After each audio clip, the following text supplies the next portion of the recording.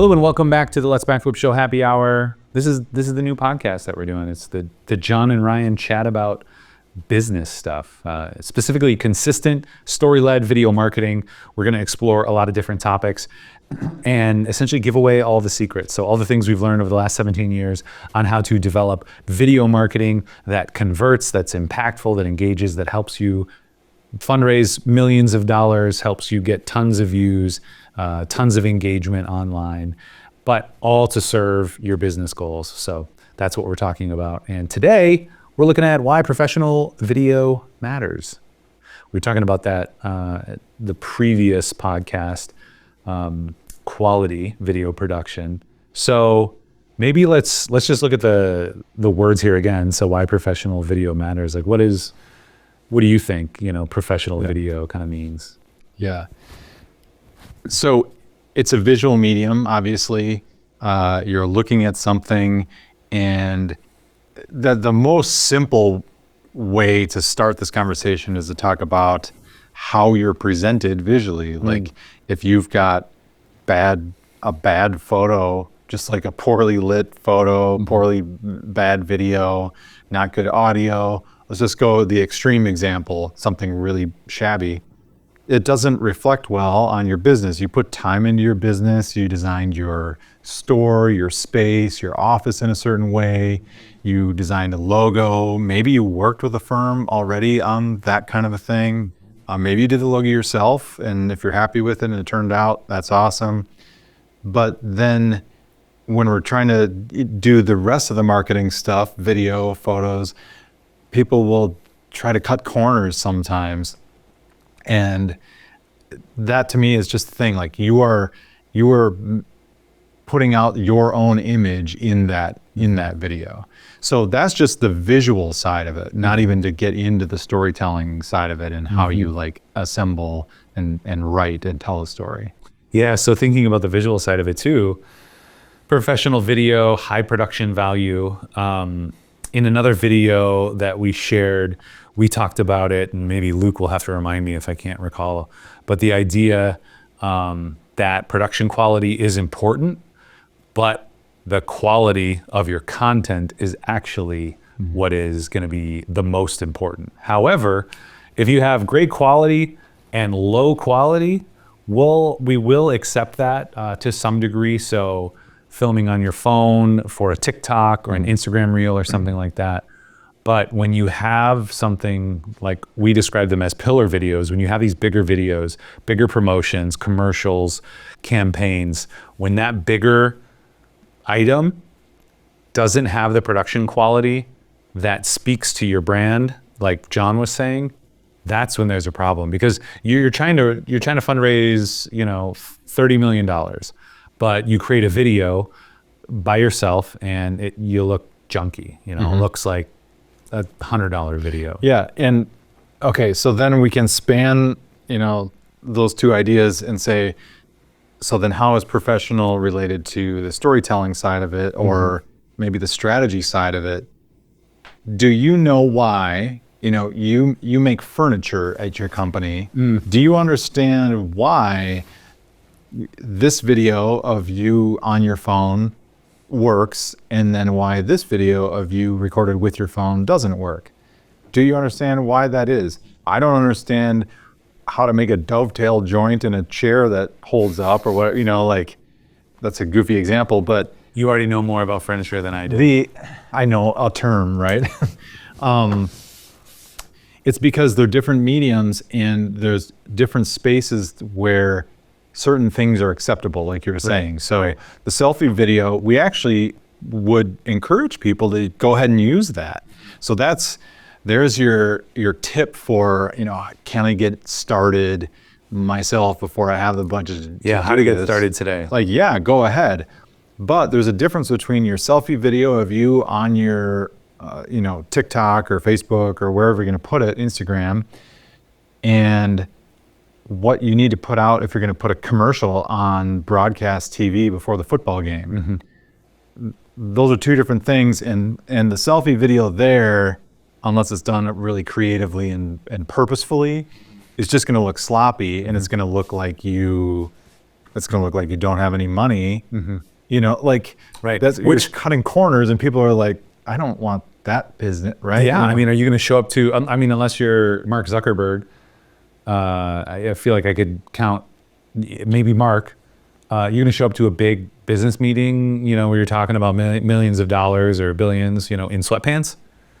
Probably not, right? Now, Mark Zuckerberg is probably one of the people that could, but for the rest, you know, 99% of people, we can't. You can't do something like that. You have to project an outward image of your inward value, and so with the video production side, there's been so many times where I've seen a promotion for a company and it's, you know, maybe something that we pitched on or something that we didn't, and something that we came across in our travels on the internet, studying media, looking at different companies.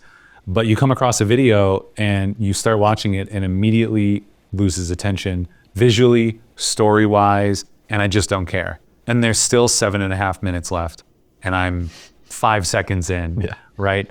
That is why for that type of content, you really, really want to consider professional video. Sure.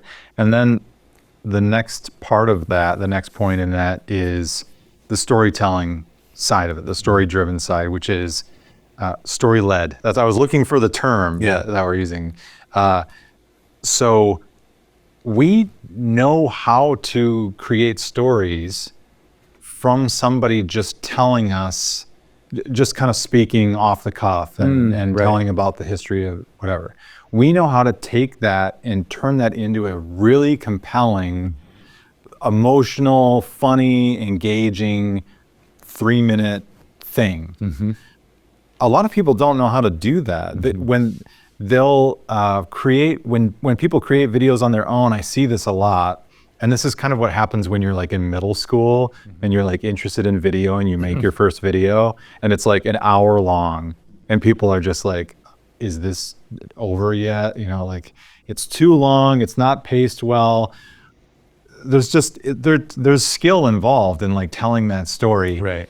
And, you know, all of this storytelling practice over the years, we also do branding, so we know how to like extract the brand, extract the story, the important part from somebody when we're working with them on a video. That's a really good point. And that that did take years of study. Sometimes we'll say like, I don't know, I mean, do you need to go to film school? I don't know.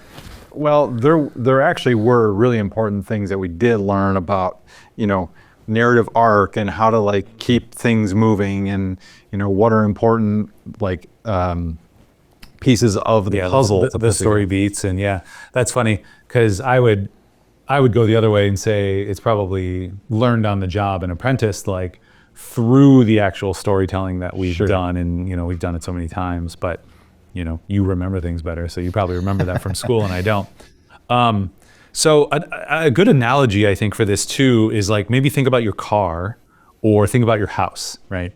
So to varying degrees, each of us can do a little bit of work on our car, a little bit of work on our house. On your car, you probably can change a light bulb. You know, on most cars, you can do something like that. Or if it dies, you can jump it or maybe replace a dial or just something simple, right? There's some simple functionality that we should do because it just saves a little bit of money and it's practical. Or at your house, you're changing lights, you're changing filters. You might even be able to repair a wall or replace something like that. But most of us aren't building our own houses. Most of us aren't building our own cars. So when you have a major need in your car, or even a medium need, you're going to the mechanic. You're gonna hire a contractor to come take care of some other big thing, you know, or medium-sized work on your house. So marketing and video production are the same. There's those things that everyone should be doing and has some level of capability, and it's going to be a little bit different, whether that is creating a selfie video. Some people can't even do that, and that's okay. But some people can create selfie videos. Some people can even use a DSLR and get some great images and even maybe create a great little sizzle. But then when it comes to that next step, when it comes to storytelling, like you're talking about, when it comes to cinematic visuals or just more important pillar content, you know, you're building a house, you're building a car, you're replacing a transmission, You really want to lean on the experts, and you can have those experts in your company too. And a lot of big companies do end up doing that. But for those who don't, those business owners, agency owners, marketing directors, that's what we want to partner with, right? There's also this idea of like, what should you be doing with your time? You know, as a business owner, whatever it is that you do that's not, let's say you're not in video production. Yeah. You should be doing more of that thing with your time. Right. I shouldn't be spending a huge amount of time in our business trying to, you know, build the conference table or something like that, because that's not my area of expertise. I could probably figure it out, but I'd have to do a lot of research. It would take me a lot of time, it'd be very inefficient. You could say that it's like cheap to do it that way, but that's very costly in the amount of time that it takes. So I was thinking about the most striking example that popped into my mind from somewhat recent history is doing the commercial job with Ho Chunk Gaming Madison, shooting 12 scripts over 3 days, and every single one had a different set. Right. And then there were 12 actors interchanged with every single script was unique. Right. Different leads, different background, different. And our experience in professional video production, we can pull that off. We could pull that off in 3 days. You know, it was a large production, but we could actually make it as efficient as it could be. I'm just thinking about how long that would take somebody who doesn't have that experience, or what to even do, how to like change over a set with different walls and different set pieces and get a kitchen to a living room in a half hour, 1 hour changeover, get the actors back up there for the next script, and then have all of that stuff be successful. You know, I don't really know how to describe it other than just it's like an obvious thing. Like you need a professional, you need professional video production to pull off something like that. And the amount of value they were able to get, there's a huge amount of value, versus, you know, maybe could have done it themselves, but and varying companies have varying levels of internal capability. So yeah, again, the car analogy, the home analogy, how much can you do and how much should you do? And Alex Hormozy, who I'm a big fan of, has some really great content around this too. And he even gets to the point where when you're in sales and you can make, you know, $500 an hour, you can hire a housekeeper to do your laundry, to do your dishes, to keep your house clean, to prep your meals, do all that kind of stuff. And he calculated for himself that he could save 96 hours a month. And all he needed to do was pay $1,500, so 3 more hours of selling, and he could cover that. So you want to think about that in your business as well. And is your time best spent ideating on video or doing the video production? Or can you save time and money? And I would hazard that most people can. Can you save time and money by working with a professional? So we don't necessarily mean that it is the highest production value, because we'll even create stuff that has lower production value because it's that selfie video for a different medium or distribution channel. But the idea that professional video is by professionals, so maybe this is the third point. So you've got the visuals, you've got story-led, and then by professionals like you're talking about just now, to produce something efficiently, on time, to have a regular cadence, to have milestones, to manage the project. That is almost worth its weight in gold, you know, as we hire other people to help us with certain things. The people who, when we launch an engagement and they have, okay, day one, here's how it's going to look for the next month, or here's what we expect of you, versus, you know, and we've hired other contractors and companies where you start it off and 2 weeks go by and nothing's happened, and then you ask and they're like, oh yeah, well, you know, and you're like, that doesn't feel great. So it's the professionalism that I think maybe is the third part of this this idea of professional video. Yeah. This is just like the video of analogies, but like if you've ever watched a professional... It's all got to be anecdotal stories. Yeah. If you've ever watched a professional drywaller work, the speed that they can, you know, get the drywall up and tape and mud, is just You're mind-boggling. like, what am I doing with my life that I don't have a skill that is this dialed in? I mean, because I do some work around my house, Yeah. and it is so slow. But I mean, I kind of enjoy it. So that's like the side of it is like, if you enjoy the thing as a hobby and you don't mind that it's taking you more time, then you can do that. But you just need to understand that in business, that like, understand the trade-off, that you are spending more money on yourself as a non-professional video creator, or if you've got a friend who's helping out or whatever, you are spending money. That is a resource that is going out the door. It may not be physical dollars changing hands. And the professional drywaller can just go boom, super fast and efficient and really good quality. Right. And for me too, I think I'm on the other side. I came to this realization a couple of years ago when, I've been putting off some sink work. So there was, I don't know, a clog, or we lost something, or something was happening with our kitchen sink. And I was putting it off because I didn't have some of the tools and didn't want to do it. And then eventually I did it and started working on it, got the tools. I didn't have the tools. I bought some, I borrowed some, and that's a hassle. And then I broke off the pipe in the wall.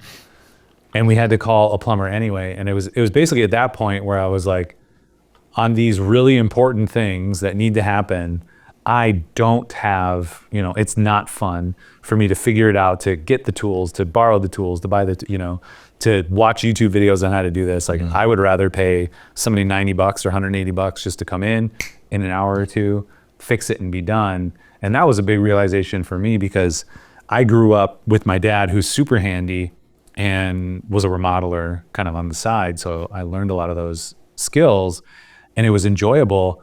But when it comes down to it, and like in our house, I just don't have a lot of time. And I'm like, I would rather not be under here for 4 hours. I would rather screw around with you guys, or hang out with the family. So that was a realization that came to me a couple of years ago. So now I'm pretty brutal with anything that comes up. I'm like, just call whoever. Hire whoever that's worth somebody else. And certainly not at the place where we're hiring a housekeeper, because my wife's a stay-at-home mom as well, so she has a lot of that responsibility. But that's just fascinating to me when I think about all the things I do and what should I be doing.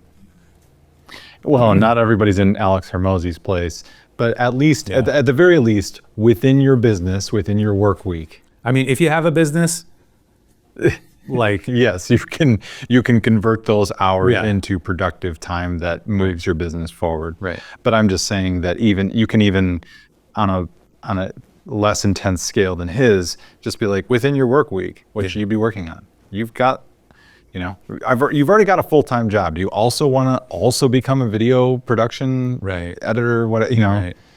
That's the thing that people have to decide. Well, and that's a part of our guide. So I guess we'll wrap it up with that. If you go to letsbackflip.com/guide, you can get our free, consistent, story-led video marketing guide, Kickstart sort of deal. It'll show you kind of all of our secrets, how we do it, our process. A lot of what we're talking about now, but it's in a codified document, a white paper that you can just take and you can run with if you want. So in as much as we're like, should you be doing it? We want to give away the information to you so you can see it. There's probably some of it that you can do, and then what you can't do, you can reach out to a professional like Backflip, and we can be your support team on that. So I don't know, anything else? Professional video? What do we got? After all these years, we're professionals, I guess. We're finally figuring it out, yeah. All right, that's it. Next week, let's see. What are we talk about next week? Why your business needs a year-long video campaign. I don't know if that's the actual title, but the idea is why you need consistent video. So similar to the podcast from 3 weeks ago, but this is more looking at quarterly and through the year and what you can get from that. So tune in, you won't want to miss it. Please do subscribe. Let us know what else you want us to talk about. We're going to answer all the pain points that we've already talked to clients about. That's what we're going to be doing. But if you have questions, anything you want to learn more about, we're going to go through budgeting. I'm pretty excited about that, to just demystify the cost, because somebody comes in and we're like, promotions will start at 15 grand. And they're like, I was going to spend $500.